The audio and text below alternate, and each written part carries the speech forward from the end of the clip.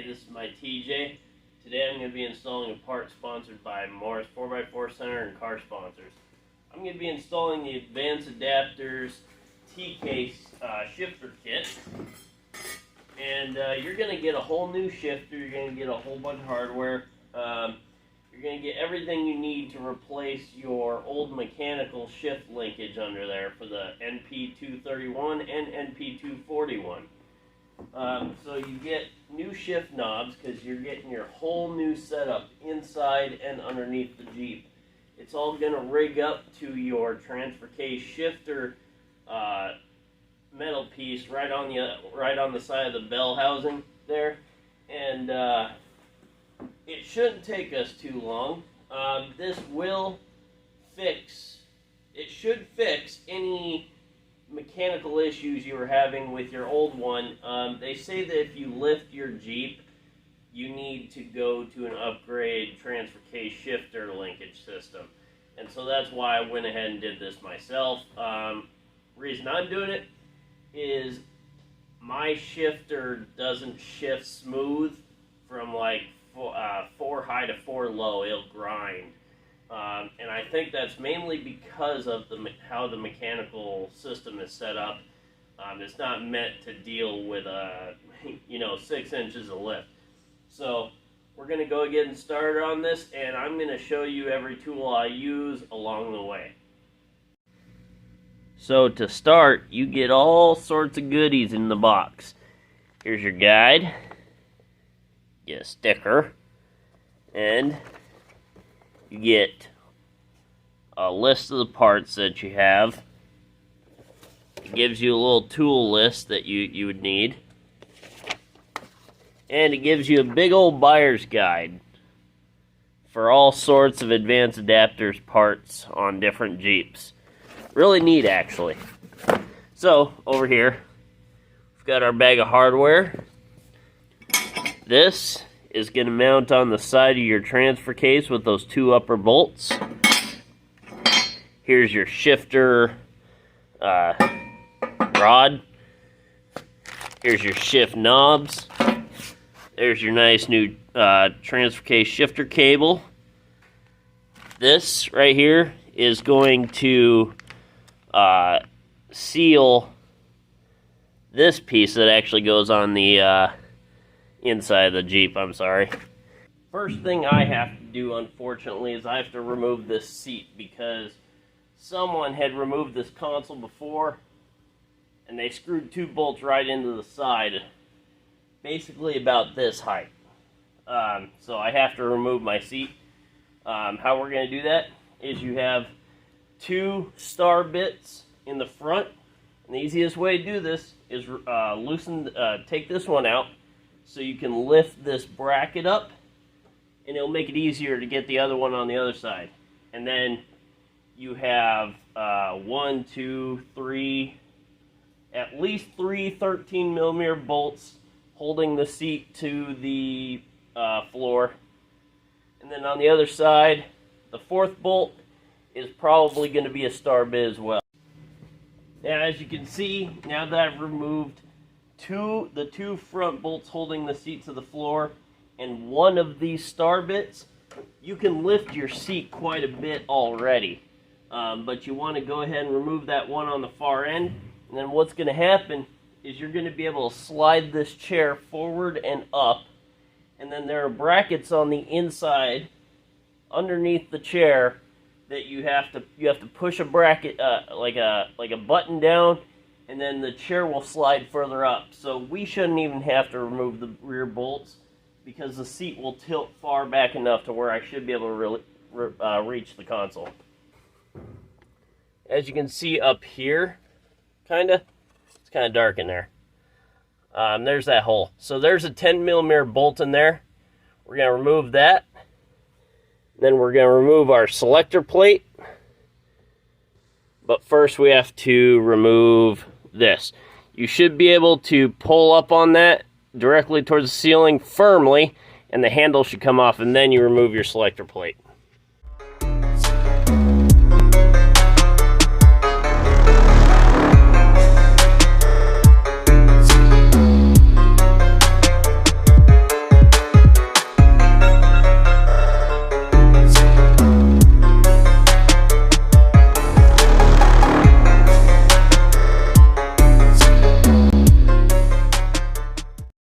Now that we've removed that one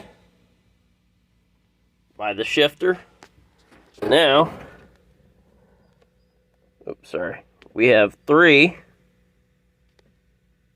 in the center console, or 2, sorry, 2 in the center console we need to remove.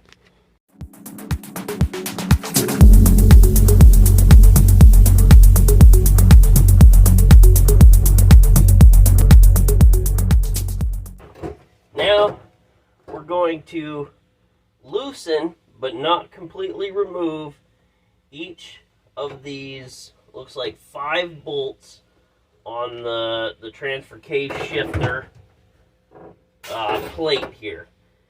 We're going to eventually remove this, but not yet. We're just going to go ahead and loosen these up. Alright, so here's the fun part. You're going to want to drop your skid plate. I mean, you can do this without dropping your skid plate, but it would be a real pain in the rear. So drop your skid plate, and as you can see, can you see it? Yep, okay, so there's my stock linkage up there, that little square bracket. And as you can see, that pin pops out, and that's because of the lift. And that's why it shifts hard. And then the other side of it mounts on the tub where them bolts right there are that hold the shifter on. Or, I'm sorry.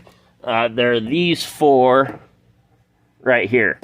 That's what holds the bottom bracket on. You're going to remove that, and then you're going to have some plugs to put in there, because that, you won't have anything there anymore. Now, you're going to want a transfer case or transmission jack, because if you remove that skid plate without a jack, it's going to lower your stuff, and it's going to put a lot of stress on your drivetrain and all the components. So you want to make sure to have a transmission jack under there when you take that skid plate off.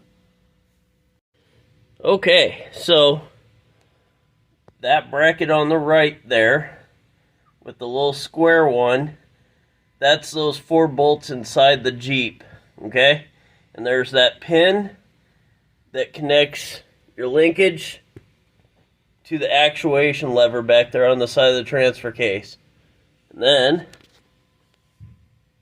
you've got a part that mounts further back, which is where the shifter is. Now, like I said before, they supply you with little black grommets to put in the holes where those old bolts were, just so that you have, you know, complete water resistancy. You see your actuation lever there? Well, on the other side is a nut, and we're going to take that off. That nut back there on the actuation lever is going to be a 14 millimeter. Bear's hanging out with us. Hey, Bear! What's up, man?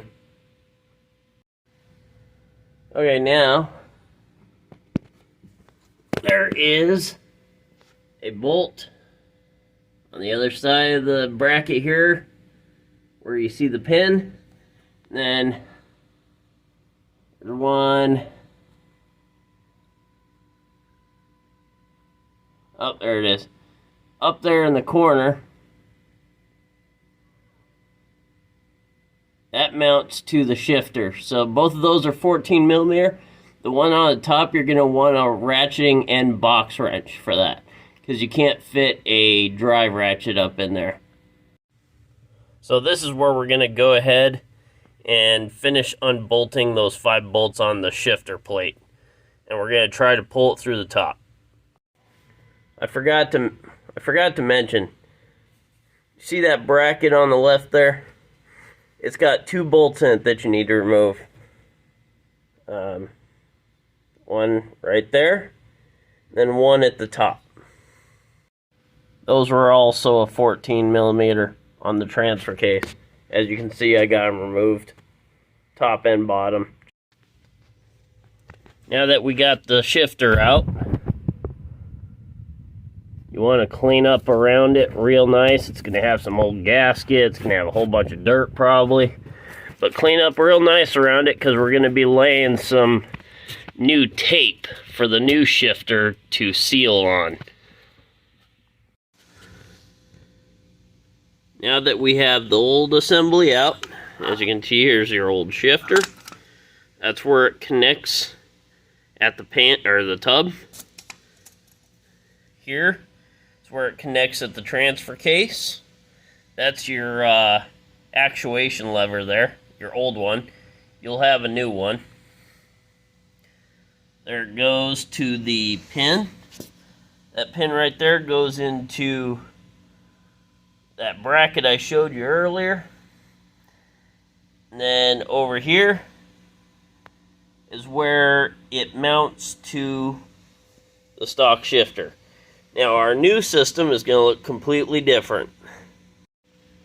Alright, so here's all the parts that I retained from removing that shift rod.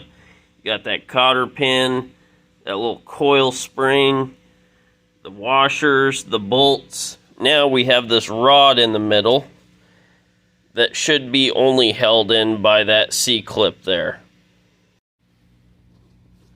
Next we're going to put together the shifter. So you see these little plastic plugs right here?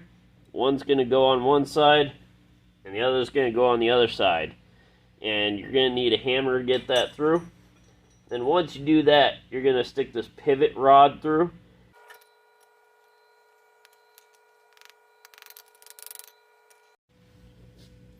Here's your pivot pin. You're going to take the shifter like this, stick it through this side.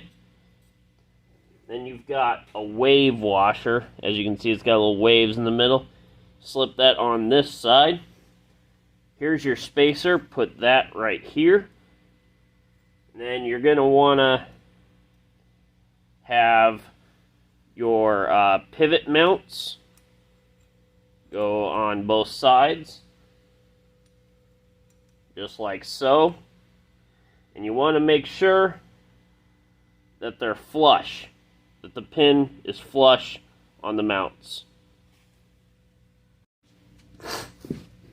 Now that we have our pivot pin mounts installed, we're going to take these 4 bolts here and put them through each side where these 4 holes are. And then you're going to be sure that the shifter is laying back towards where the cable's going to go through. Now keep in mind, you see where these holes are? See where the shifter is laying? Where the spacer is. Keep note of that. That's exactly where you need it to be. Now we're working on the cable. As you can see, I've got a cable barrel retainer here. This is like a shotgun shell sort of thing that you'll screw on to the threads. You have 2 of these on here originally, but we're not going to worry about the other ones. Now you've got these plugs. This is going to go on the other side of this. Okay? And then you're going to screw your heim joint at the end of here, like so. Now that you have your cable mounted to the box, you're going to attach your shifter rod to the heim joint with the smaller one of the square head bolt. Next step is to slide your shifter into the floor hole. And before you do that, you're going to take this roll of tape here. You're going to wrap it around the barrier of this. And then once you get this down in there, you're going to press firmly to create a good seal. Once you got your shifter down in and you got your seal with the tape, go ahead and put your bolts in. I'm leaving a couple out and them semi-loose so I have a little bit of workable room when I'm underneath. Go ahead and get these 4 nuts off here that holds the skid plate to the transfer case. Well, transmission. And then you're going to take these off on both sides. And these are going to be a 19. And these nuts in here are going to be a 13.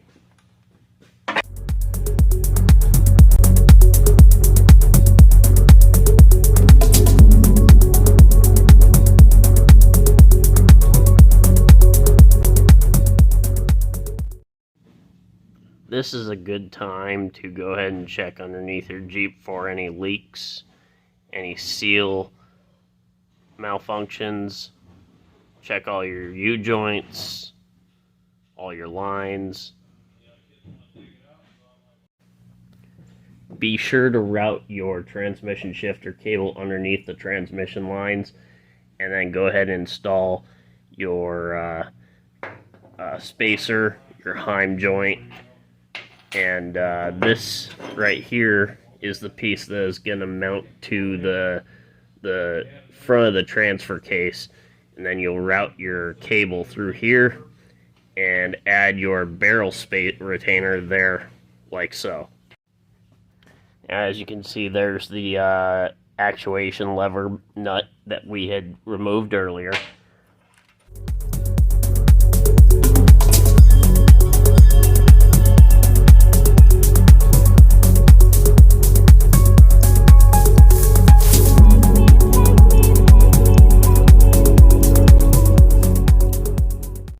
Go ahead and bolt up your cable to the bracket. As you can see, I bolted the bracket to the transfer case. And then you're going to bolt the Heim joint to the end of the actuation lever once you get into the right place. This is not the right position. It should be directly up, almost. These nuts and washers are used to get your adjustment so that you get all your gears correctly, and those ones up there as well. When you're down under getting your right adjustment, make sure your transmission is in neutral so that you can, let's see here. So that's park, reverse, neutral. So that you can shift up your... Make sure you fasten your nut and hex head bolt to the transfer case shift lever and through the hole of the Heim joint for your shifter cable. Tighten it down, but not too tight. Now that your whole system is hooked up, and make sure everything shifts the way it should, inside and outside. Once you do that, make sure all of your gold nuts and everything else are tight so it doesn't go anywhere you don't want to. And then go ahead and mount everything back up underneath and you're good to go. Last thing you gotta do is take this plate with the 3 little bolts and you'll install it on the bottom of the steering box. That was my installation of the advanced adapters NP231 and NP241 transfer case shift linkage. Now I have a shifting system that's smooth, reliable, and I won't have to worry about slipping out of gear or breaking something on the trail because this fixed all of my issues. I shift in and out 4-wheel drive, 4 high, 4 low, 2 high, like butter. So I'm really happy with it. I appreciate everyone watching my videos. I hope you enjoyed this one and it helped somebody, and have a nice day.